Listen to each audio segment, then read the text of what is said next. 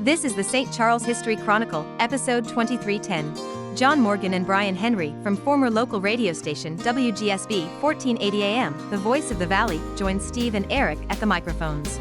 Brought to you by the St. Charles History Museum in St. Charles, Illinois. I did. I actually pushed the record button before we started this time. Hey, wonderful. Yeah, hi, this is St. Charles History Chronicles. We've been gone for a long time, so excuse me for having a little bit of dust here, but this is Steve Gibson, president of the board here at the St. Charles History Museum, and as always, I'm joined by my co-host, Eric Krupa. Good afternoon, morning, people. Anything changed, Eric, since we were on last time? Nothing that I could think of, just preparing for the gala out there. That's true, yeah. We're a history museum, so our change is very incremental. You know, we don't move too fast. Today we got a pretty cool special program for you, especially those people like me that grew up with that little tiny transistor radio underneath my pillow when I was sleeping in the bunk bed listening to WLSAM and all the other radio stations here in Chicago. I grew up in Bellwood, by the way, and I remember late at night listening to those really hot stations coming out of like Arkansas, and Texas. Catching the stuff that was coming out then. But we're joined today by a couple of the on-air personalities from AM 1480 WGSB here in the Valley. I think it was called the Voice of the Valley at one time and some other things. I'm going to go ahead and introduce them and let them kind of tell you where they're coming from. I'll start with Brian Henry, happens to be a board member here at the History Museum. Welcome, Brian. Thank you, Steve. Nice to be here. Glad to have you. So what were you doing when you were hanging out at the station? Well, I became originally the sports director and also the marketing or salesperson. That's what they were looking for at that time. And I had a degree in marketing from Wisconsin and Milwaukee. And so I sent a tape here and amongst other places. And they called me down for an interview and they said, yeah, let's go for it. So I did take the job. And about six weeks after I started, the news director quit.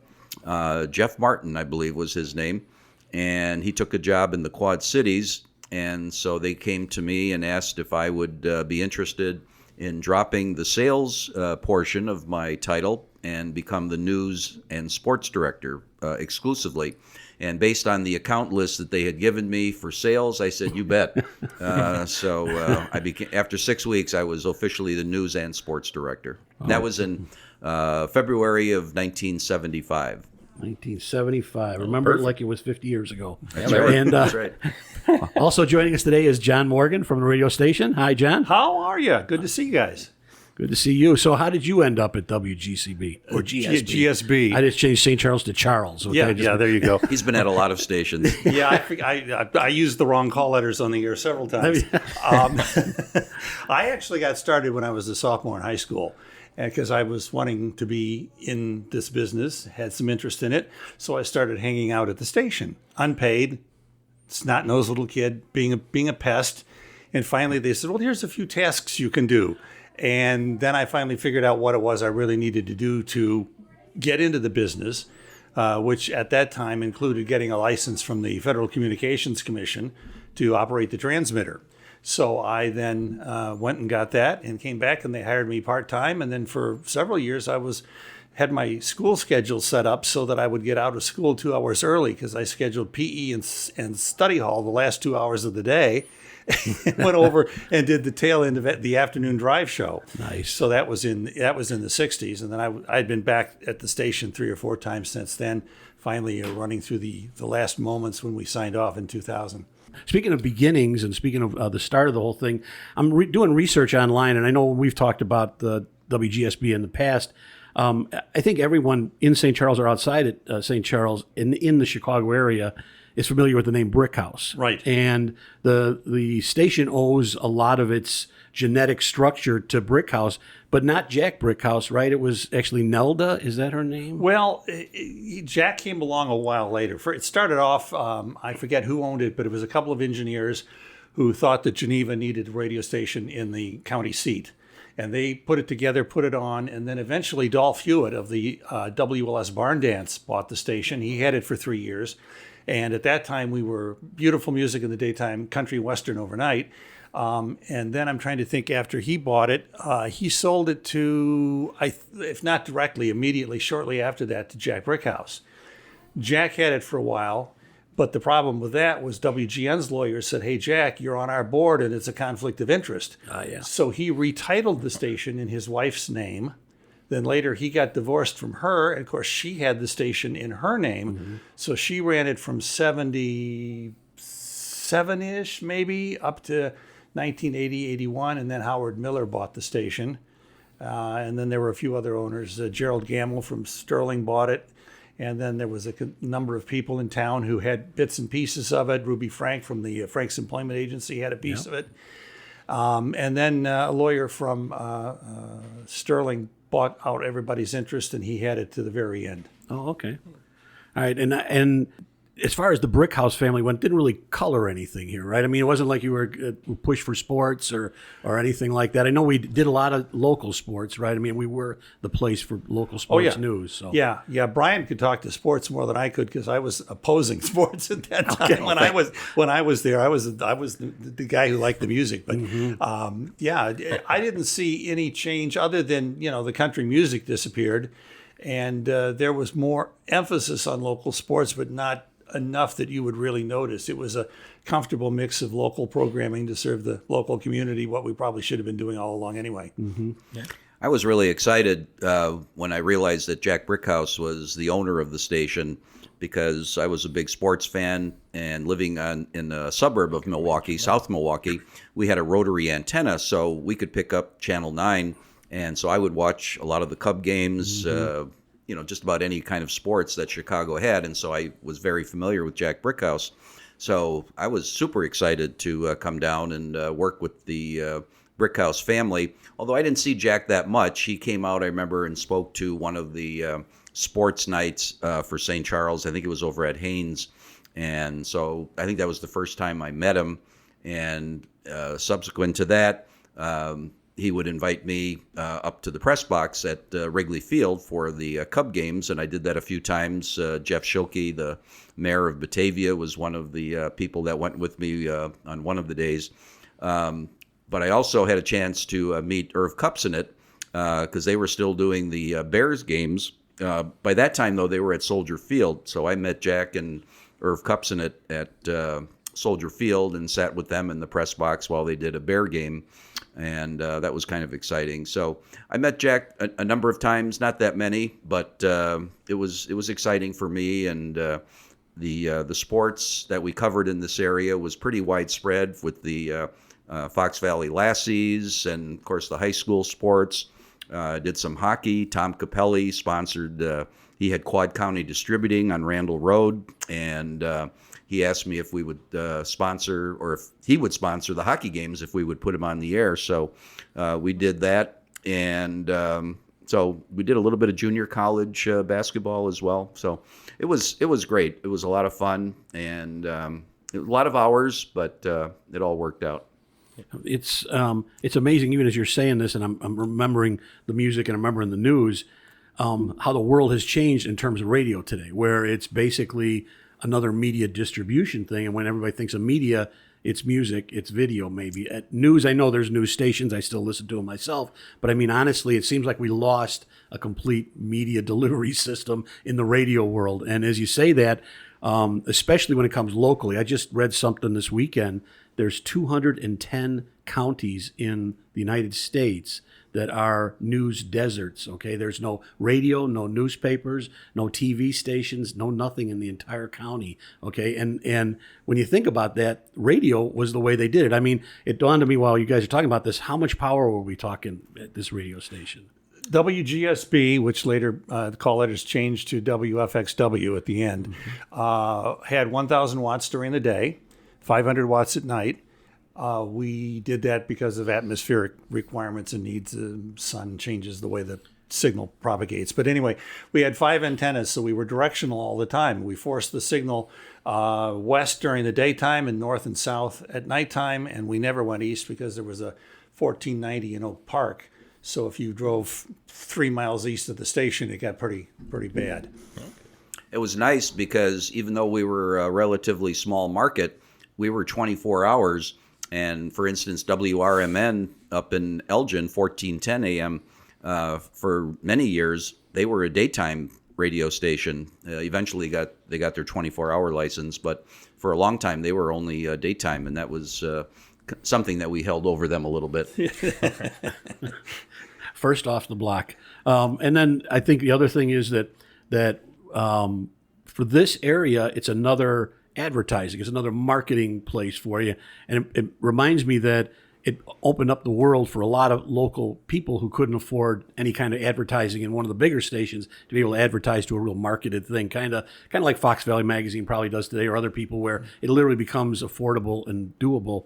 And you kind of lost that when we lost our local stations. So as you guys are working on this station and everything is changing, because this is just kind of, I guess, for my information, hopefully somebody else is interested, how do you move from one rock genre to the other when you're talking about music? Well, I was in both country and rock and eventually oldies. And it just came naturally because as being in it every day, you were exposed to it whether you wanted to or not. You just picked it up through osmosis. So, I would be listening to the night guy who was playing country, and there's a few good songs on there. So when I had to do a country show, I knew what songs to play and knew a few things to, I'd steal from him as to what he said and talk about him as well, which was outside of my normal wheelhouse. But I was into, several of the genres at the time. So it came natural, and as time went on, eventually I decided in 85, I'd gotten to the age where I had stopped listening to the current station, LS and others, because they were throwing in so much rap. And it was just something I didn't like. And so even though I occasionally would hear some great songs that I wanted to hear, I couldn't listen to the station the whole time. So that's when I switched over to oldies, and then I started doing oldies radio. So I would have to say that up through about that time, I was knowing what was going on. But after that, not so much. Mm-hmm. How about selections, stuff like that? How'd you come up with checking out the playlists there today? I mean, you had the whole payola scandal in the early 2000s and stuff like that, and probably even further beyond that. Yeah. There was a big one back in the 50s, too. It was a matter of looking at the national charts, Billboard, Record World, Cashbox, Gavin Report. Those were the publications that we read. Yep. And they all ranked the songs. Several of them posted comments about the songs, what different program directors liked or didn't like about the music. And, of course, we also listened to, what was going on in downtown. And from that, we decided what we wanted to play. And then the owner had a good stake in it, too. I remember one owner said, "You will never play a Barbra Streisand record on this radio station."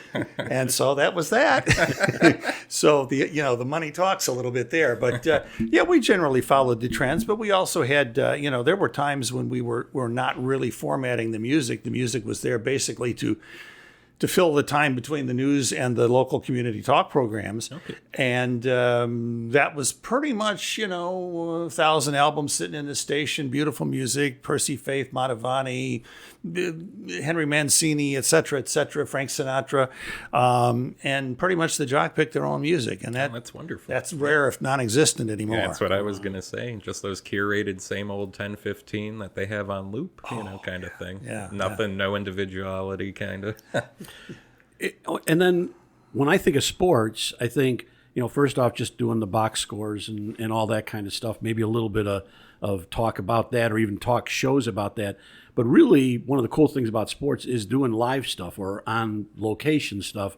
What did that add to the mix here? I mean, going out to I don't imagine you've got like any, remote studio set up over at the high school that you can go into or anything like that. No, we had a portable unit called a Marty, which I don't know what that stands for. It's George Marty was the owner of the company. Okay, all right. So we would set that up locally. That would send a signal back to the station, and we would do Geneva, St. Charles, Batavia, some Canelan, and that worked out well. But when we did an away game, then we would have to go through the phone company, and they would have to have a hookup there for us in the press box at whatever location we were going to. So. That was a lot of fun, and we really had some good people working with us. Keith Anderson is a name that some people may remember. Keith did a lot of sports here. Les Hodge helped me on some of the broadcasts. He was from Batavia, and then Jeff Schilke helped me a little bit on some of the Batavia stuff as well. So we had a lot of fun, and then 3 years in a row we covered the Fox Valley Lassies. The women's softball team that played here in St. Charles. and they had won this national championship in '77, and so in '78, '79, and '80, we followed them, and they were in Jacksonville, Florida, Petersburg, Virginia, and Kinston, North Carolina, those 3 years. So kind of felt like the big time going on the airplane and covering them and broadcasting live back to the area. So it was good stuff. Mm-hmm. Yeah. Kind of thing like that. Does that transfer the other way then? Could you bring people in the studio and interview them and stuff like that? That was possible too. Okay. Yeah, we had a sports show on Saturday morning, sports of all sorts or something like that. And so yeah, we would sit down and talk to various people. We had Rick Wohlhutter was a big distance runner that I know I interviewed. I can't remember if he was in the studio or not, but St. Charles and the area had some big-time athletes. Dan Issel played at Batavia High School before his ABA and NBA career. Kenny Anderson played quarterback at Batavia before going to college at Augustana, I believe, and then going on to the Cincinnati Bengals. So yeah, we had some good stuff, and it was fun following these people, and there was enough big time athletes in the area. Randy Wright, of course, eventually went to play for the Green Bay Packers. And one quick story: I was at home. I had helped Randy's sister once I got into real estate after radio, but Randy remembered me from the radio, and he was playing quarterback for the Packers, and they were playing at Soldier Field. And he called my house in St. Charles on a Saturday, and on that Saturday, my wife's oldest sister and her husband were visiting us. So the phone rings, my wife answers it, and he was a big Packer fan, being from Wisconsin. So my wife answers the landline phone and says to me, "It's for me." And I said, "Oh, who is it?" And she goes, "Randy Wright." And my brother-in-law looks at me like, "What? Randy Wright?" And I said, yeah, it's Randy Wright. Just hold on. So I got on the phone with Randy, and he says, "Hey, thanks for helping my sister out. Would you like to come to the Bear game tomorrow at Soldier Field? I've got some tickets, and I thought of you." And so I covered the mouthpiece on the phone. I said to my brother-in-law, "This is Randy. Do you want to go to the Packer game tomorrow and against the Bears at Soldier Field?" And of course he did. So yeah, of course. So we went and had a good time, and Randy was the quarterback and all that good stuff. So yeah, a lot of good sports memories. Yeah. Oh yeah. So I know St. Charles had a few Olympians, like you said, Rick. It was Rick. Wohlhutter. Bronze medalist, by the way. How did you guys cover that? Did you guys do any of the national cover, or not national coverage, obviously, but break down the kind of events at the time? Or no, just basically interviews. Over the phone. One time, one of the big races that took place, and I think they still do it to some extent, was the Mid-America Canoe Race. Oh, yes. And they used to have like 1,000 entries from all over the country, and they had different categories. And so we had the Marty unit out one weekend, or that Sunday, I think it was a Sunday that they ran the race. And we're going up and down the valley along the river doing the broadcast. And this one guy comes up to me and he says, "Hi, I'm with the Chicago American," I think it was, the newspaper. And he says, "It's pretty cool that you're covering the race on the radio." And I said, "Yeah, it is nice." And he says, "Do you mind if I do a little story about it?" And I said, "No, that's fine."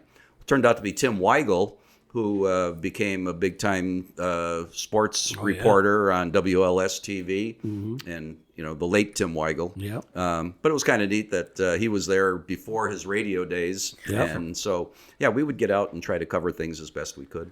I remember there was one time when we covered the Mid-America Canoe Race. I think it was probably after you left the station, that we actually put the Marty onto a canoe with a car battery, and we went down the race from St. Charles to Batavia, and doing cut-ins from the middle of the river.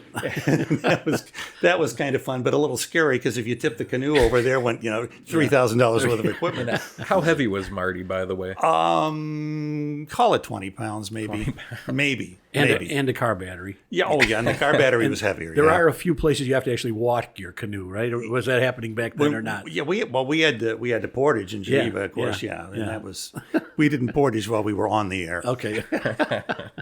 Okay. And then on the other side of it, you may have said this, but I don't recall what you said.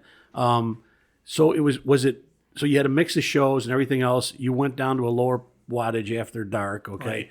Right. But it was a 24-hour-a-day station, right? And what was somebody there 24 hours a day? Did you just start a tape and go home at midnight, or? Actually, that would have been illegal back in those days because you were required to have a licensed operator on duty at the transmitter or at the remote control point, which we were all the time. So there always had to be somebody there. Now, that went away with Reagan's deregulation in the late 90s. And now, about the same time, computer automation came out. And you could set the station up to run for 2, 3, 4 days at a time without having anybody there. But that's more recent. But yeah, we always had to have somebody there. And if nobody was there, we had to sign off. And I can remember a few times somebody didn't show up and off we went. Uh-huh. Is that like playing the national anthem and all that kind of stuff? Yeah, you just do, hey, ladies and gentlemen, it's the end of our day. You know, we're licensed by the Federal Communications Commission. We'll be back in the morning. Here's our national anthem. Push. Yeah. And off we went. Yeah. One of the nice things about the 24 hours would be on election night because results were coming in all evening. And I remember asking Jeff Schilke before he was mayor of Batavia to come in and help because I knew he was very interested in politics and what have you. So that paid off. Yep. So Jeff would come in and, I would need a break. So I would just say to Jeff, Jeff, can you just run down the races that we're seeing tonight? And I'd leave the studio, come back a half hour later, and Jeff is still running down the races and doing a great job of analyzing what's happening. So he was a lot of fun to have around. And, it's kind of neat to see what he's done as far as the mayor of Batavia for as long as he's done. Longest in Illinois, right? I think so. Yes, yeah. I remember a couple of times I was out with the MARTA unit over at Geneva at the county courthouse counting election ballots. And I went on to do a report, and I read through all the stats and who's ahead and who was behind. And I signed off the air, and then out of the corner of my ear, I heard one of the ladies from the local newspaper reporting say, and that's why you don't do election results on the radio, because I had gone on so long in a monotone voice with all these numbers, and people couldn't comprehend all of it probably. So there were some ups and downs of doing it on radio. True. A crawl doesn't work on radio like it does on TV. You need those blue and red colors to really make it pop. One of the shows that we had when I was there, and I think it was before and after. Well, there's a couple of shows, but as far as a talk show, we had something called Breakfast with Your Neighbor, and that was usually a half hour or an hour talk show in the morning, and we would cover all sorts of events and topics, and that was always a good show in the morning. The other thing they had was Trading Post, and people would call in and try to sell things or buy things, whatever. Trading Post, sponsored by the Blue Goose. And in the middle of the show, we always went to, I forget what his full name was, but we called him Pitch. I think it was Pitchick or somebody that worked at the Blue Goose. Dave Pitchick, who gave us a 3-minute advertisement for the Goose in the middle. And then as far as Breakfast with Your Neighbor, I remember one time after we had had a major snowstorm, everything was closed. Everybody was calling us, is our place open today? Is school on today? This, that, and the other thing. In the middle of that show, we used to do a psychic reading from, I think it was Irene Hughes or one of the psychics. Yeah. And she would call in, but the phones were so busy that she couldn't even get it, even in our secret hotline that nobody knew about. She couldn't call in because all the numbers were tied up. And but that show that morning ran for 2 hours because everybody wanted to talk about the storm, of course. Oh, that's right. Speaking about meteorology, I know you mentioned that you guys brush shoulders, or at least you brush shoulders, Mr. Morgan, with Tom Skilling, because we brought up some old documents that we had up here, and you worked for Channel 60 on the TV. Yeah, when 60 was in Aurora, WLXT, which stood Roman numerals for 60, they broadcast out of the Stolt building in downtown, which has long been demolished. And Tom Skilling was working there and at WMRO at the time. And I was working part-time on Sunday mornings doing news on MRO, Saturday nights doing WGSB, and then throughout the week I would go down and work after school. Sometimes after I got off my afternoon drive shift at WGSB, I'd go down and be engineering at Channel 60. So I was, slightly busy. Yeah, well, I got away from school as much as I could. But anyway, Tom was there and did a very good job. We could tell really, really early on that he was going to go places. Yeah. So he was a pleasure to work with, but he was very intense. I mean, he even at his early age of still being in high school was, all weather all the time. Okay, so locally, what kind of programs did you have? Other programs did you have? We did a lot of different programs. We had a German show that was on Sunday mornings, run by a guy who was out of Dundee. And I'm trying to think, a number of religious leaders came in and pre-recorded their religious services on Sunday morning. The Baker Church here in town did a live 11 to 12. They had a direct phone line over, so we broadcast that service live for a number of years. But I'm trying to remember some of the other shows we did. We had we had a lot of shows from the networks. Of course, we were affiliated with Mutual early on, and then later ABC. And they provided us some public affairs and long-form programming, but local sports mostly. Yeah, I think Nelda Brickhouse knew Irene Hughes. Yeah, I think that's what you her name mentioned was. that before. Yeah. And, that was pretty popular because she would call in and people would talk to her and ask her different things. So that was kind of an interesting one. That was because of Nelda's connection. Okay, and for the kids in the audience, Irene Hughes would be the person who predicted the JFK assassination. If I remember correctly, that was her claim to fame. Okay, so what else? What other, any sports things or? I'm trying to think. I was thinking some news stuff. One of the things that we did was to make it sound more professional and get more news on was we would talk to other stations in the morning before we would go on with our newscasts. So I would talk to WMRO in Aurora. I think Dan Lewis was one of the news directors there at that time. And then I would talk to Ken Kosek up in Elgin at WRMN, and we would exchange stories. And so it sounded better, see, now we go to Ken Kosek in Elgin for the report on, the riverboat or, whatever it was. And so that was good stuff. I remember one time, and this is just kind of embarrassing, but it's kind of fun. When I would do the story for Ken, he would put it on a reel-to-reel recorder. And there was one morning, I was trying to read a story, and it started with Kane County Sheriff William Klusak. And so I started the story a number of times. It was from a county board meeting, and I kept goofing it up. And finally, I said to Ken on the tape, I said, "O-S-H, I can't read this thing." And then I did it, and I finally got it right. So Ken cues it up for the morning newscast in Elgin, and he goes on the air, and he says, "Here's a story about Kane County Sheriff William Klusak at the county board meeting yesterday, and this is Brian Henry out of Geneva." And he plays the one where I swear.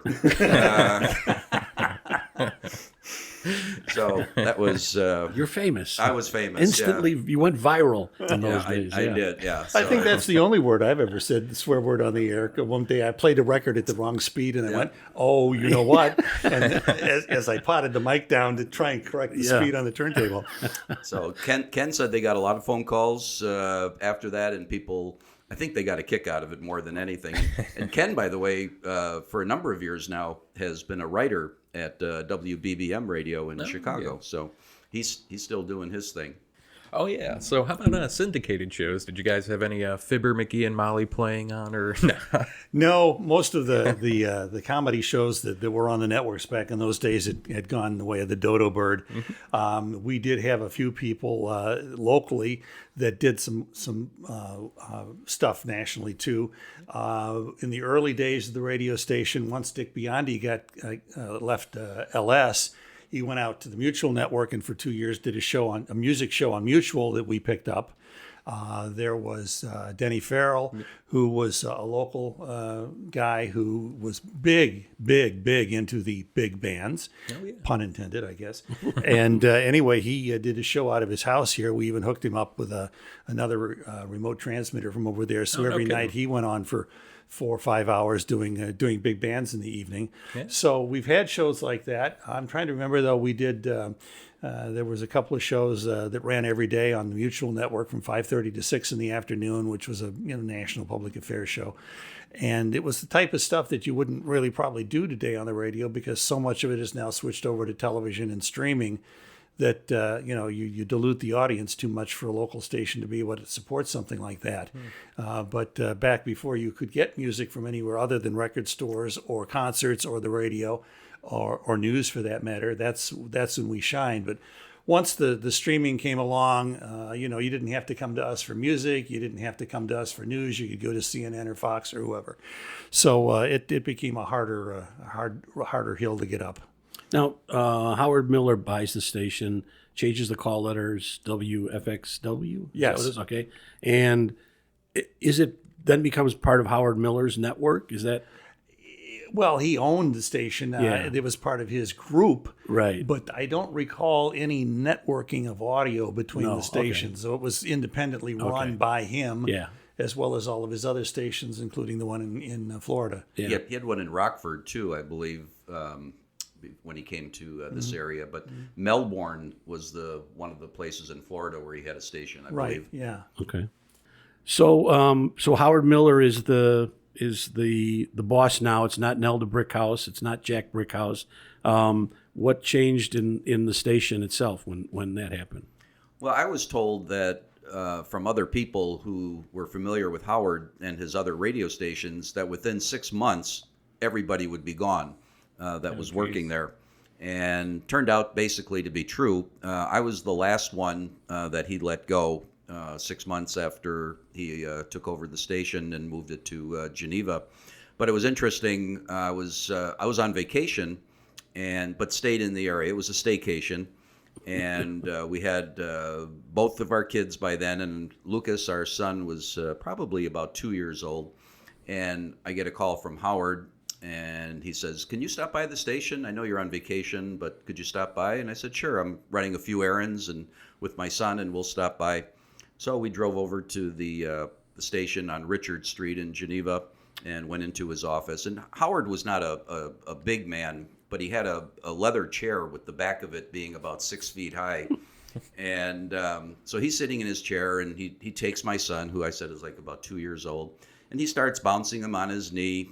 And he says, "Brian, I just wanted to let you know, we're not going to need your services here anymore at WFXW." I'll never forget that. No. Oh my God. I thought, what a nice way to let somebody really go, nice, bouncing their son on his knee. So personal. I mean, you were right there. Your kid was there for the whole thing. It kind of makes me tear up a little bit. So that was one Howard. But Howard didn't like sports. He didn't like local sports. Maybe he knew John. I don't know. But, John put the word in for you. Good. No. I was not there at the time. No, he wasn't. But so it all worked out, and there was quite a reaction from the community because I had been there about 6 years, and between news and sports and all the other things that we covered, I had become fairly well known, at least in the Tri-Cities. And when people found out what had happened, it was nice for me to see the reaction that people were disappointed in what he did. Yeah. Yeah. Did he bring in local people at all, or was it just people from out of town kind of thing? No idea. I don't think it was any big time people that he brought in. It was just probably maybe some people out of college. I don't know. But Howard, he would, I think he was still, or he was already about 80 years old at that point, and he would come in. He'd be there at like 5:30 in the morning, making sure that the station got going, and then he would do his talk show. So he was still living his WIND days from Chicago radio, I think. Mm-hmm. Wow. So let's circle around because it's something else I remember now. I got to believe that one of your most important functions as a radio station here was weather related. School closings, things that were supposed to happen tonight that aren't going to happen tonight because of the ice on the pavement and everything else like that, right? Am I wrong? So what's the coordination for that? I mean, are you just phone calls, right? A lot of it's phone calls. There's a story I told one time at another lecture. It took me 20 minutes to get through it. I'll try to make it a lot shorter now. But we had a big major snowstorm in 79. Wasn't quite as big as the one we had here in 67, but I wasn't on the air then. And in 79, the storm hit, and I was on the air doing the afternoon show. And by the time the evening show time came around, nobody could get anywhere. So long story short, I was stuck on the station for 36, 37 hours straight. And we were 24 hours at that time. So I signed off at about 1 a.m. and took a nap and came back on about 5 in the morning. But your question as far as coordination would go, when we got into the fall, we would send out a letter to all of the entities, businesses, schools, everything, with passcodes or passwords. Oh, okay. And it was no internet in those days, and it was on a letter we'd mail to them, and the principal kept it in their office. And if they were going to close school, they'd call us on the phone, tell us what the password was, tell us they were closing, and we would write it down. And so this particular morning, afternoon, it was Sunday morning when the calls started coming in.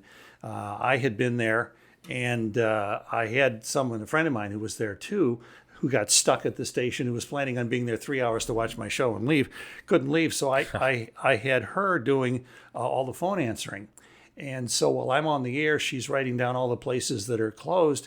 And I said to the audience, I said, well, it's 6 o'clock. We got a long list. I'll read everything at 7, and then again, I'll read everything at 8. From 7:05 after the network news until 7:27 or 28, something like that in the hour, nothing but this place is closing. That place is closed. Yeah. We should have just said everything's closed. Stay home. It was really bad. But that's how we got the information. And we'd also get people that would call us up and say, hey, we're doing snow plowing. And we'd say, well, send somebody over with the plow and give us a check, and we'll run a bunch of ads for you. There you go. So there was that. But, it was an all hands on deck in most cases, because everybody would come in and do things. Like I said earlier in the show, that morning program we had one time normally ran half an hour or an hour, the breakfast with your neighbor. That morning it ran 2 hours because we had that many phone calls and people that wanted to talk. So it was an all-out effort to get the word out to the community. I remember that one time, what I was just talking about in the evening on that Saturday, it was major windy, major storm, and this was before cell phones. And I had heard from the state police in talking with them that they knew that there were a number of motorists that were stranded on 38 west of Geneva out to DeKalb. I mean, lots of people. And because this was a major storm and emergency, we were allowed to go back to full power under Federal Communication Commission rules. And so we covered the West a lot better at night than we normally did. And I went on the air and I said, hey, we've heard from people at this location and this location and that are stranded out there. Don't worry. Don't go away. Don't walk out of your car. Stay in your car. We know that people are coming to get you. And I heard afterwards, several days later, several people called up to thank us for that, because they knew, at least they felt wonderful that somebody knew that they were out there, which they didn't know otherwise. Yeah. Wow, that's great. I mean, the odds of that happening, well, today you got phones and stuff, but to even get that through to somebody back then is just an amazing feat. Yeah, it was funny because, now nobody even, hardly anybody ever remembers a station that wasn't involved with it in some way or another. And back then, that we were the go-to. I mean, get a tornado, get a little bit of wind, and suddenly, our listenership went up, 500%. Yeah, and it is a shame. It's a shame that there's not a model that makes that all seem like something that we want to have in every community. I guess the podcast model doesn't work because we're not live. Okay, literally, we can be information collectors. When Wait a minute, I'm here right now. But give you last week's weather. That's but it's just not. It doesn't have that live thing to it, and the ability to fire up that rocket ship of a radio station and broadcast, and like you said, get out further west. Even today, with cell phones, there's plenty of places between here and DeKalb. I'm sure there's not very good coverage, and you wouldn't have had a good chance of getting out the signal maybe to cell phones even. But I think, just to kind of put an exclamation point on it, it is one of those things that seems like should be supportable in the community one way or another. I'm looking at you guys, I'm not judging or anything, but I'm not guessing that it was the most expensive radio station in the world when you guys were, in your younger years, to salary-wise and things like that. Nobody was getting rich at the radio station other than maybe Nelda or Howard or something. Even they weren't getting No. rich. I mean, I don't know. My salary at the starting point was $1.50 an hour. So, at the end of that year, I cleared like $4,000 for the total year, and didn't clear much more than that when I got out of it many years later. People think that we're all rich and disc jockeys, but even if you look in downtown Chicago, you get somebody like Lou Jack who would make $1 million a year, he was the only one making that much money. A lot of the guys were making maybe $100,000, and then the rest of us at that time were making, $20,000, $35,000. That was about it. Even the owner out here wasn't making that much because they had to keep their part of it down low, because otherwise they wouldn't have been able to sustain the operation. I know a number of times I was told by various owners at various stations that the reason why we had a paycheck that week is because they dipped into their own salary to be able to pay us. I don't know whether that was their propaganda to get us to go sell more advertising or not, but whatever it was, it worked. Yeah. I'm disappointed that we don't have a radio station in the Tri-Cities anymore. I think it could really be supported by the businesses and the people and all the events. And to me, it's just sad that we don't have a radio station. Yeah. I know when I was let go in the end, it was April, I think, of '81. And I thought, well, I'd still like to stay in sports and I'd like to stay in radio. So I sent out my tapes and resumes and what have you. And there was an opening in Milwaukee, which seemed like a natural since my wife and I were from the Milwaukee area. And so I talked to the program director up there, and we had some good conversations. And I said, so what kind of pay are we looking at, the salary?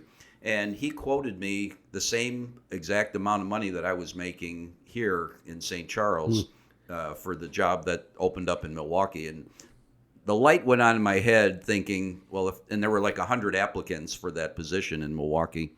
And so I didn't get the job. And I thought, well, given that information and if Milwaukee's a big step up, then maybe this isn't going to work out too well. And we already had 2 children.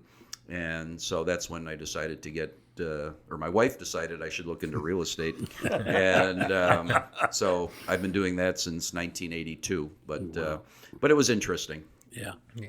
Well, I can just tell you from my position, everybody that was listening was jealous of the fact that you had that job. I mean, that the whole radio vibe was so much a part of what was going on, so much a part of, even in high school time, letting us learn about different music and things like that, giving that kind of big hug to the whole community that we're talking about here, that you all were celebrities. I mean, no doubt about it. Everybody would say that.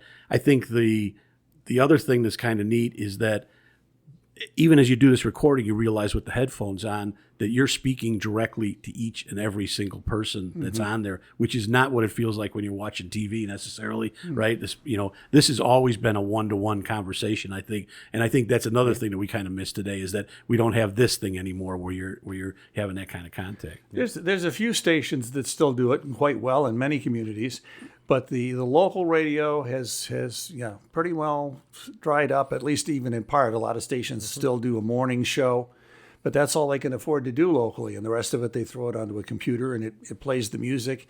And there's a thing called voice tracking where you can pre-record your show onto the computer, and you can do a 4-hour show. You can record it in 20 minutes because all you're doing is recording your talking parts, and the computer inserts those into the song. You can introduce the song, and it sounds like you're there, but you're not. Yeah. So there's the localism has gone, and that's about the only thing the stations have anymore, because there's so much national network streaming and everything going on that the only thing they can't do is local, and that's the one thing you can't afford to do because local is expensive. Yeah. I'd say like a lot of the local colleges, like at North Central, for instance, they actually, as far as I know, my buddy was on the air there, and he was still able to have the freedom to choose what he wanted to do, as well as make his own interjections between and in line. And I guess that's really kind of the only spot that I've been able to see that in the modern day. There are a number of college stations that have free form. WONC over at North Central, WRSC at Elmhurst College. They all have different rules. Some of them, the students are controlled by a class that they have to take, and they have to do certain things.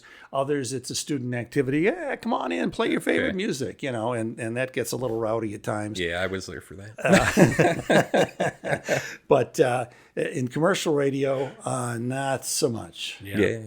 And I think it is that sense of community we've kind of beaten to death here a little bit. It's the sense of community that's gone. That one-on-one communication was very exciting, and I did a number of different radio shifts at a number of different times of the day, but one of my favorites was working overnight. Most people say, "Oh, I don't want to work overnight. Nobody's listening." But what was nice about the overnights was I would get a call from a listener who was alone. They were off work that night. They were lonely. I'd sit there and talk with them for 20 minutes between my other duties. I'd play 2 or 3 records for them, leave them, at the end of the phone call thinking, oh, that brightened up their day a little bit. You can't do that anymore. You can't call the computer up and make a request. You can't call Bob Dearborn or somebody else up at the national networks who might be doing an all-night show anymore and get on live with them in rare exceptions. So the localism, the contact has gone away. And one of the reasons for that, and you might say, well, somebody cynic might say, well, it went away because you guys didn't do your job very well and you lost your advertisers and blah, blah, blah. One of our old adages was always our job is to deliver listeners to the advertisers. Well, the problem is when the syndicated people came along, when the internet came along, when 24-hour-a-day news came along, all the reasons that all of those people listened as an amalgam of everybody listening, wanting to hear a little bit of their programming, went away because they had someplace else to go. And all we were left with was a lot smaller audience. Right. Of course, they didn't hear the advertising. There wasn't enough of them to react to go to the local advertisers. And so that's part, it was a business. It was economics. I looked at it as an art form. I loved it. Yeah. And I hated the business part. Keep me out of sales. I want nothing to do with it. But it was a sad part of the business. So you mentioned earlier that you had the station in Geneva later on after it was sold from the brick houses. Where was the station located beforehand? The station originally was set up at 1215 Fern Avenue in St. Charles. Old timers will remember the 5 antennas we used to have sticking up 180 feet. For a long time, they had lights on them. Later, they didn't. And then when Howard Miller bought the station, he moved the studios only over to 7 Richard Street in Geneva, and it was there for a number of years. And then in the early 90s, when the money was getting a little tighter, the owner of the station at that time wasn't Howard anymore, moved the station back to the studios back to the transmitter site, and it stayed at the end of Fern Avenue until its demise. And even when it was in St. Charles for many years, off and on, like John just said, it was whenever you were on the air giving the identification, it was always WGSB Geneva. Yep. Yeah, that's what they were licensed to, because the reason why they had to put it in St. Charles was because of this directional pattern that we mentioned earlier about what we covered. In order to cover the city of license with the government required signal strength at that time, we had to put the station in St. Charles in order to beam the signal in the direction of Geneva without interfering with other stations, because we had to protect stations as far away as Madison, Wisconsin, Oak Park. There was even a station we had a complaint from once over in Ohio that was on our same frequency that said, hey, you're bleeding into us, which isn't surprising because sometimes you get skip wave late at night.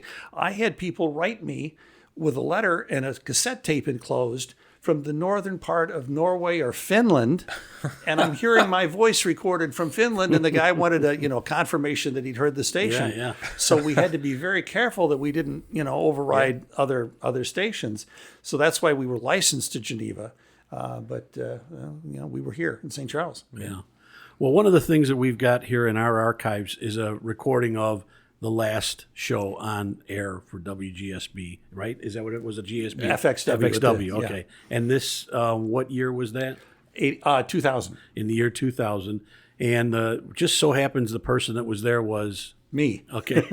So what we're going to do is we're going to play a bit of that and listen to what happened on that last night, to what we have. And then...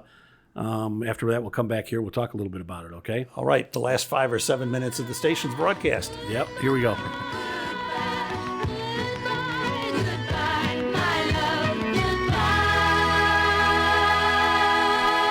AM 1480, wrapping up a long set of continuous music. We heard Johnny Paycheck taking his job and shoving it, the long version of Iron Butterflies in Agata-da-Vida, Stairway to Heaven from Led Zeppelin, and Don McLean's Tale of the Day the Music Died, American Pie. We wrapped up the set with goodbye songs. Supertramp did Goodbye Stranger, the Moody Blues Had to Go Now, and from May of 1969, Mary Hopkins sang Goodbye, written by John Lennon and Paul McCartney. We've used the goodbye songs to announce that within the next few minutes, WFXW will be signing off the air for the last time. But before we go, we'll have a brief recap of our history and that of radio in the Tri-Cities. We aren't the first, second, or even third station to broadcast from Geneva, St. Charles, and Batavia. We'll give a list of some of the people who've worked here during our 39-and-a-half-year history. And we'll have a few suggestions as to which stations you might want to tune to once we're gone for music that's similar to ours. And then we'll pull the plug. I'm Jon Morgan with our final few minutes of broadcasting coming right up as we hear a song that was on top of the charts when this station first went on the air during November 1961. Goodbye, Cruel World from James Darren. Goodbye, cruel world. I'm off to join the circus. Gonna be a broken-hearted clown. Paint my face with a good-for-nothing smile. 'Cause a mean, fickle woman turned my whole world upside down. Thank you so much. AM 1480, going way back to the big broadcast of 1938. For that one from Bob Hope and Shirley Ross with Thanks for the Memory. Well, we just made the announcement that we hoped we'd not have to make, but the time has come for AM 1480 to pass into the history books of broadcasting and go silent. The station's assets, including its broadcast license, have been sold to several buyers, so perhaps another station will operate on this frequency in the future.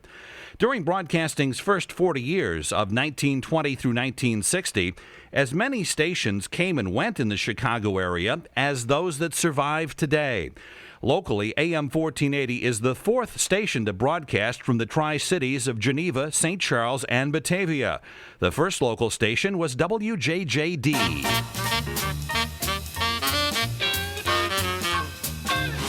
Are you constantly on the go? Trying to improve your status quo? Well, good for you and lots of luck. But you need help when making a buck. Keep in the know with Living Radio. Keep on the go with Living Radio. On your mark, get set, ready, go with sincerely WJJD. Originally located at Mooseheart, WJJD signed on October 27, 1924. Its call letter stood for the director of Mooseheart, James J. Davis. It broadcast live variety and music programs from many locations, including Mooseheart, Aurora, and Chicago. In 1935, the station was sold and moved to become a Chicago station, maintaining the WJJD call letters until last fall. Exactly 2 months after WJJD went on the air, another station signed on from Batavia. WORD broadcast on several frequencies until landing on 1490 for most of its life. It broadcast mostly religious and agriculture programs prior to moving to Chicago in 1929, finally leaving the air in 1931. Its concrete tower support structures are still visible in the backyard of a residence near Kirk Road and the Batavia spur of the bicycle path. The third Tri-City station came along much later, on May 28, 1949. WEXI-FM, licensed to St. Charles, operated from a cement block building in what is now part of the parking lot for the Springview restaurant on West Main Street, across from the Valley Shopping Center.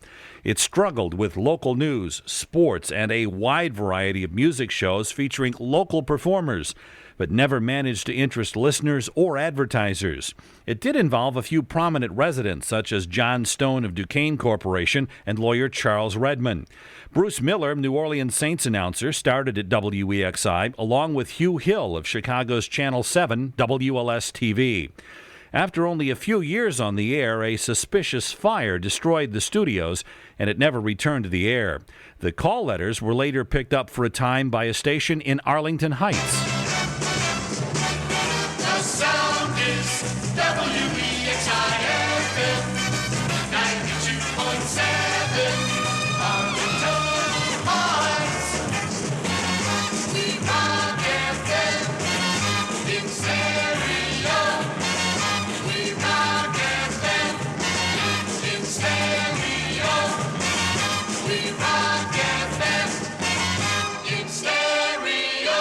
The fourth and only station to remain in the Tri-Cities for more than a few years is the one you're listening to right now. Our original call letters were WGSB, which stood for Geneva, St. Charles, and Batavia, and also formed the basis for our early slogan of Where Good Sounds Begin. We're raising Cane every morning. Cane County tunes us in. WGSB, where good sounds begin. Ralph Buellman of WJJD and another engineer built the station because they felt Kane County needed a station in the county seat of Geneva. WGSB first signed on the air November 11th, 1961, and has operated continuously ever since. Well, it actually had to be built in St. Charles due to its highly directional signal and the governmental requirement to put a sufficiently strong signal over the entire city to which it was licensed.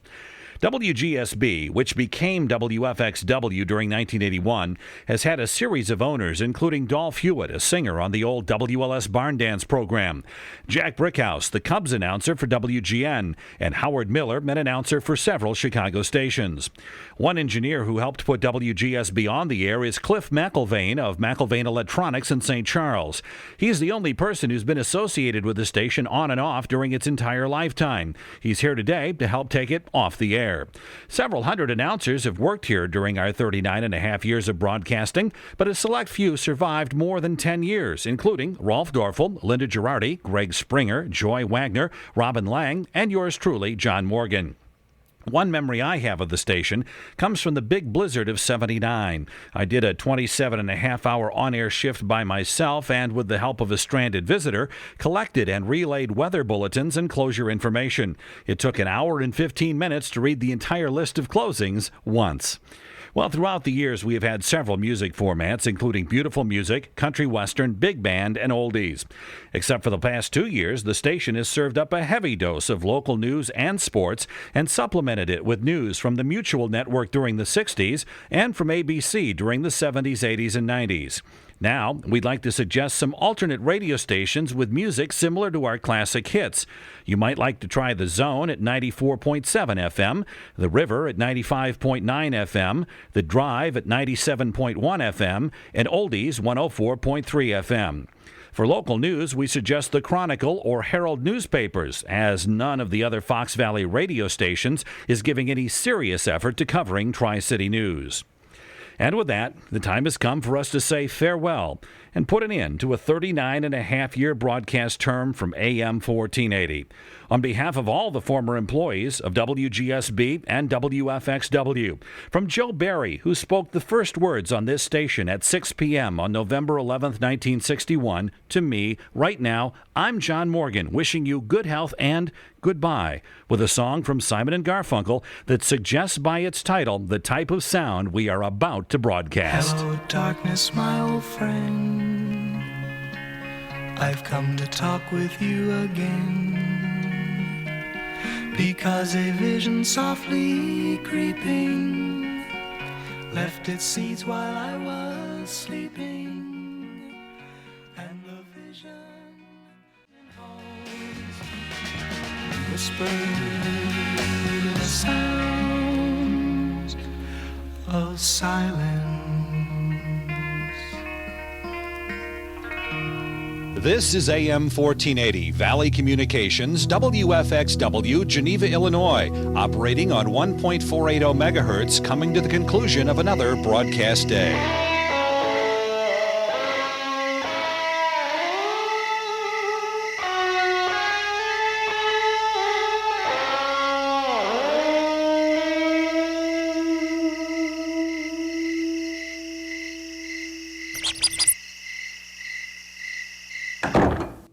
Okay, so that was 2000, I'm sorry. Right. I was going to say last century, but it was actually this century. When the last night of operation, can you tell me a little bit about what happened that last night? What was it like? Well, it wasn't night, it was day. We signed off at 2:05 in the afternoon. Wow, okay. I mean, it didn't matter. We were going away. We didn't care what time of day it was.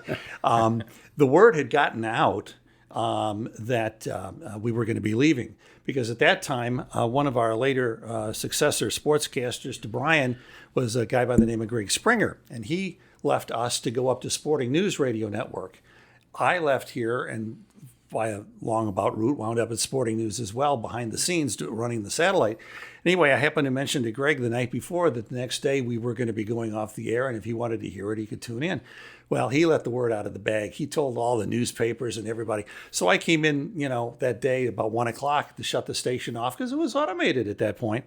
And the parking lot was full of reporters, and I couldn't get in the building without having 50 questions. When are you going to go off? What do you think is going to happen? Is there going to be another station? On and on and on. And I couldn't really say much because the owner had me under orders not to talk. Otherwise, I wouldn't get my last paycheck. So anyway, I went in. I did what I had to do. And when I got ready to shut it off, I just I had pre-recorded my last tape, the one that we just heard, and played it and hit the button. And it drew a tear on my eye because I'd been with the station 3 or 4 times since the early mid 60s. But then, got the business of basically screwdriver and wire cutters in hand and cutting equipment out that I was buying from the station itself, put it in my car, walked out the door, closed it. That was it. And I heard that the owner of the station was staying in town at a motel.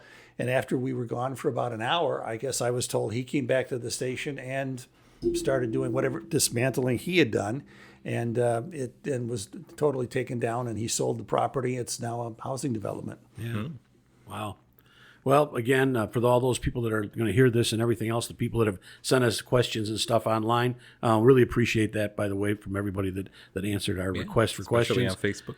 Yeah, but for all of them, I'm just going to say thank you for the work that you guys did here in the community, and thanks for helping make St. Charles some more people have made St. Charles what everybody still likes today, which is a community of people that are pretty much involved day to day with making St. Charles a great place to be. So I really appreciate it. And I wish it was still here because one of the nice things about living here in town all those years is that even if I went away to other stations, because I worked in Thailand, Alaska, and a few other places, if I got fired, if I left work, whatever happened, I could always come back home, go over to the local radio station, get a gig on and off for a while, and then this last time it was gone, and that was it. And that was kind of there was one other station I was working for at the time, but once that one ended, that was basically forced retirement at my age. Yeah, well, great.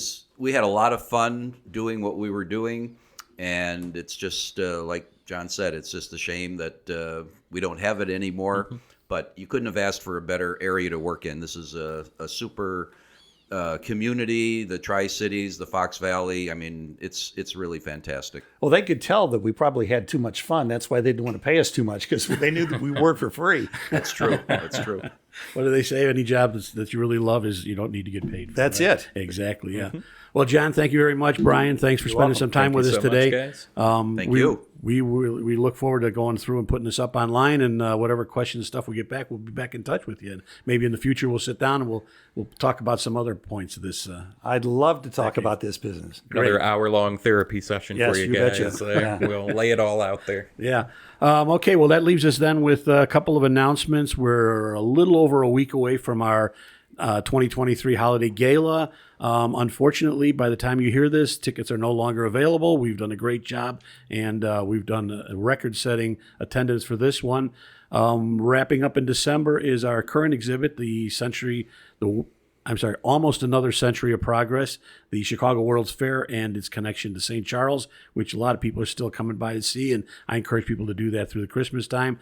It's Christmas, so of course we got the gift shop here, which is doing some fantastic business. We do have ornaments, all sorts of cool ornaments, including pickle ornaments, which we get asked about every year.